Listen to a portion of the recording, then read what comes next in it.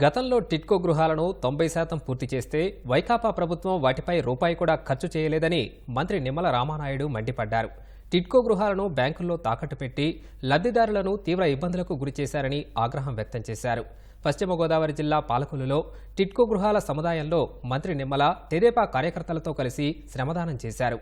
అక్కడ ఉన్న పిచ్చి మొక్కలు, మట్టి గుట్టలను తొలగించారు. ఎంతో కష్టపడి శ్రమించి మేము 2 సంవత్సరాల్లో 90% పూర్తి చేశాం.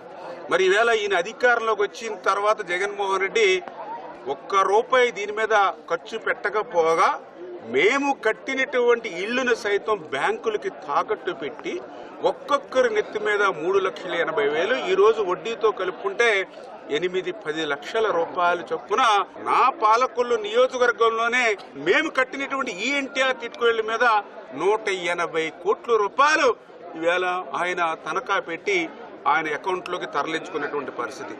ఆంధ్రప్రదేశ్ రాష్ట్రంలో చూస్తే దగ్గర 7-8 వేల కోట్ల రూపాయలు ఎన్టీఆర్ టిడ్కోలను తాకట్టు పెట్టి మరి జగన్మోహన్ రెడ్డి తీసుకున్నటువంటి పరిస్థితి.